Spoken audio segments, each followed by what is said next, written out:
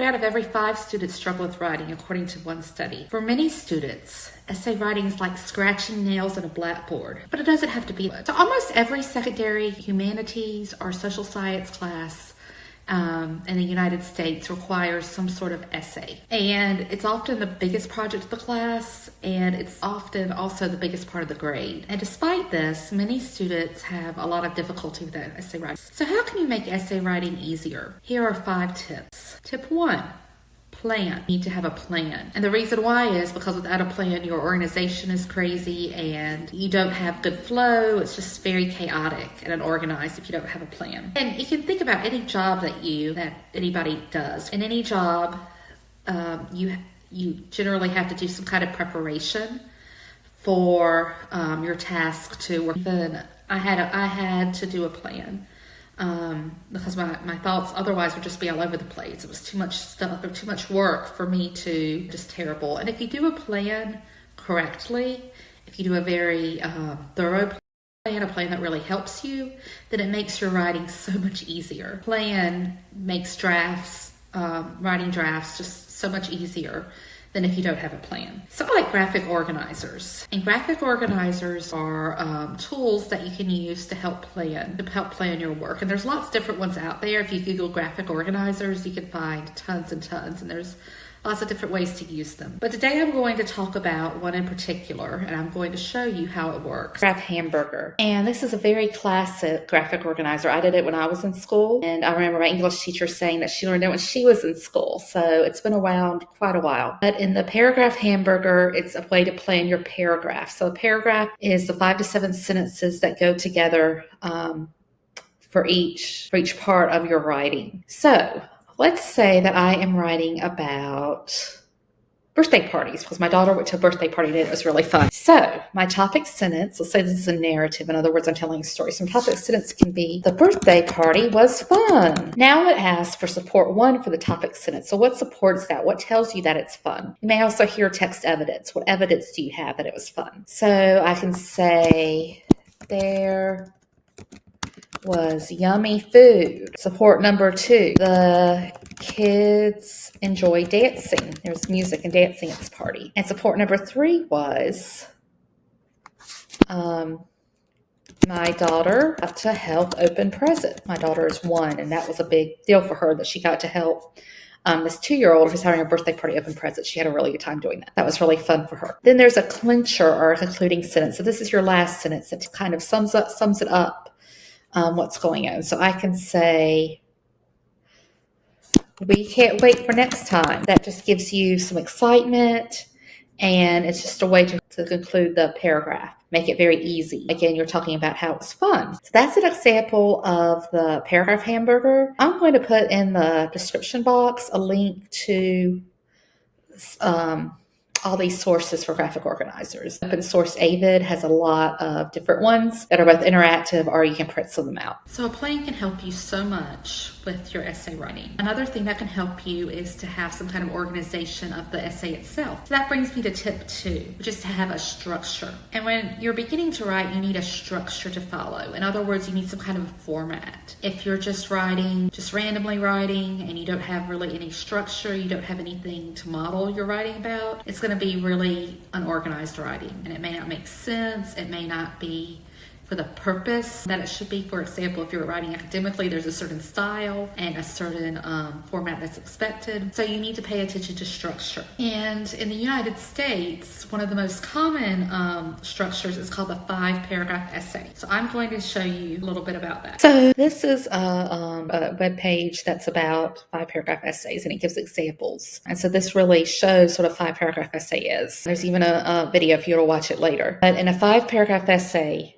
you need to know what to include in each paragraph. So you have an introductory paragraph first. It means where it introduces whatever you're talking about. Then there are body paragraphs. So these are your 3 meats. So if we go back to my example about the birthday party, you talk about the birthday party, where it was, what happened, and then it could say it was just really a great party. And then each of those paragraphs would talk about why it's a great party. There could be a paragraph about food, about having fun, dancing, one paragraph about the neat people we met, that sort of thing. So that's your body paragraphs. And then you have your concluding paragraph, which is the very end. And particularly if you're writing a persuasive essay, means if you're trying to do something, that's when you say, this is what you should do. So here's an example. It's talking about capybaras, and they are animals in Eastern South America. So here it gives some information about them. They make great pets. They're known as the friendliest animal. There's a lot of misinformation. But then at the very end of the introduction, it gives what's called a thesis statement. That means what the whole essay is about. So it says, it's time to reevaluate those laws that talk about legal restrictions. So here it talks about, so why? What are your reasons? So that's the 3 body paragraphs. It says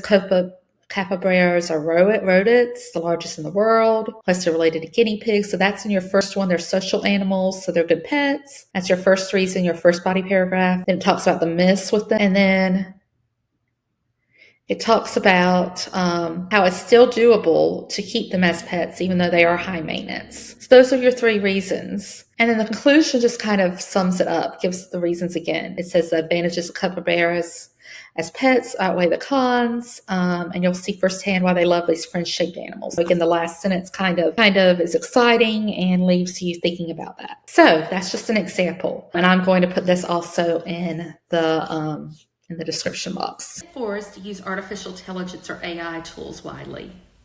So AI tools are becoming really popular. Those are artificial intelligence tools like ChatGPT, Gemini. It's causing a lot of trouble for school because people are over-relying on that. What that means is they may use AI to write something for them, or they may get all that information from AI. And that's a bad idea for a few reasons. First of all, AI tends to be summary information. It's just very short. It doesn't usually go in depth. It's designed to just give information quickly and to lead you to other things, to other information, or to lead you to topics and things like that. So it can lack a lot of depth and rigor. It's also not usually written at an academic voice. Of course, there are apps now that can do that, but again, it's not perfect with that. And worse, if you just copy and paste things, you can get in major trouble. That's a huge ethics violation at any school. And you can even get kicked out of school. You can be expelled for doing something like that. So here are some appropriate uses of AI, because AI can be helpful, particularly for research, the research part of your finding topics. If you're stuck and you don't even know where to begin, AI is a good place to start. Finding initial information. For example, like the names of historical figures, you could ask AI,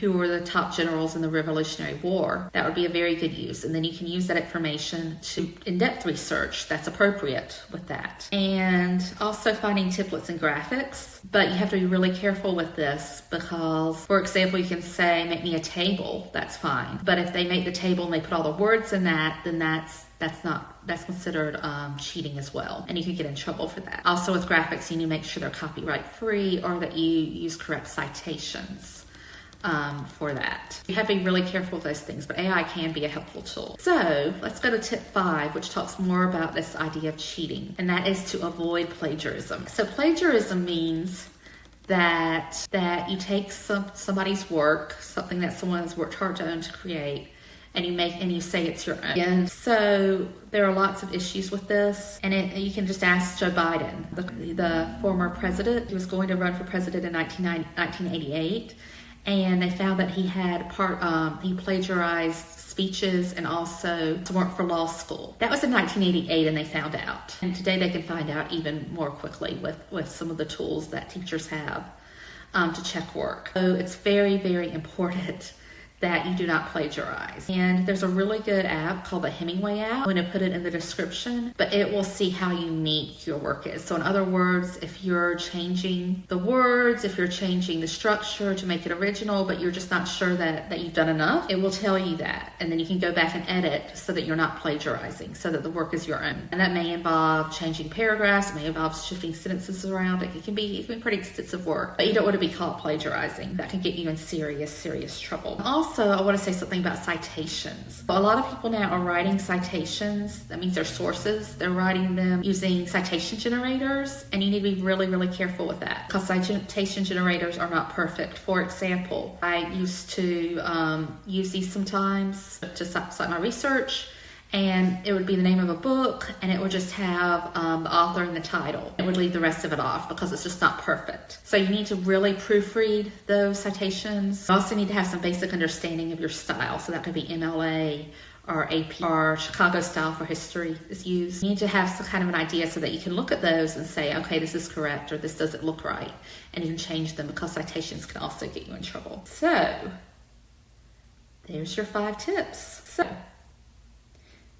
by adding structure and by making work correct and original, you can drastically improve your writing, and you can take it from nails on a chalkboard to relative ease, to a breezy day, let's say. It can feel like a breezy day doing your work. So there you have it, the top 5 tips for essay writing. So I want to know, what do you find hard about writing? Tell me in the comments, and you might see a video or a short about it in the near future. If there's something that you're struggling with, maybe I can help you with that. And please remember to like and subscribe for more information about English and literacy. And until next time, keep learning.